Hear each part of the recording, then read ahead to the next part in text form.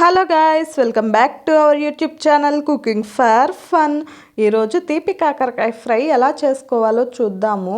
ముందుగా కాకరకాయలకి పీల్ తీసేసి సన్నగా స్లైసెస్ లాగా కట్ చేసుకోవాలి. మరీ ఎక్కువ లావుగా కట్ చేసుకుంటే కాకరకాయలు ఆయిల్లో వేగేదానికి టైం పడుతుంది. తర్వాత ఒక పెద్ద ఆనియన్ని తీసుకొని సన్నగా ముక్కలుగా కట్ చేసుకోవాలి. తర్వాత స్టవ్ మీద ప్యాన్ పెట్టుకొని ప్యాన్లో 4 టేబుల్ స్పూన్ ఆయిల్ వేసుకోవాలి.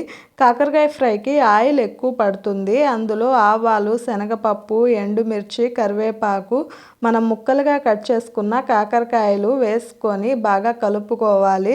తర్వాత కొంచెం పసుపు, కొంచెం ఉప్పు వేసుకోవాలి. ఇప్పుడు కొద్దిగానే వేసుకోండి ఉప్పు. కాకరకాయలు బాగా ఫ్రై అయిన తర్వాత మనం కట్ చేసుకున్న ఆనియన్ ముక్కలు వేసుకోవాలి. ఆనియన్స్ కూడా బాగా ఫ్రై అయిన తర్వాత పుట్నాల పొడి వేసుకోవాలి. అందులో కొంచెం బెల్లం వేసుకోండి.